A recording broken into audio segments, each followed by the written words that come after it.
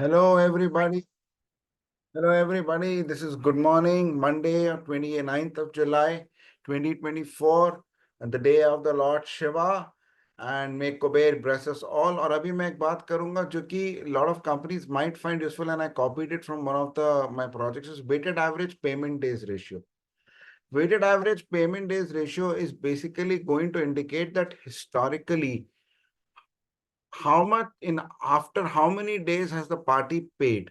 Suppose मेरी due date x है और उसने पे किया किसी और पे, तो historically after how many days the delay is there, and based on that you can get a weighted average rate. That means invoice value into the delays.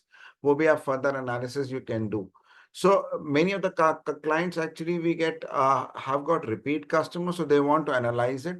So here what I will do is what I've done here, what we have done is that we have deliberately changed the company name. So you can actually, you for each of these companies, you can get this.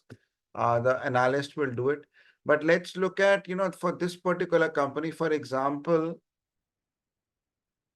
this particular invoice voucher number had a due date of 5th, but it was paid on 22nd. So there was, say, paid in 17. इनके case में we have assumed ये company का मैंने नाम पूरा सब हटा दिया है, all that, right? There's no party name also here, so it should be completely safe, and numbers have been tampered a bit.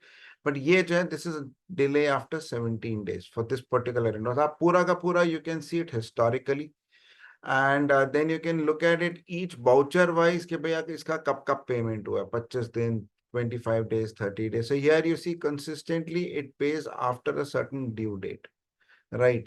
And then then you can accordingly take it up from here. For example, अगर 3514 का देखें, इस तरीके से देखें, तो again you can find it bill by bill and voucher by voucher.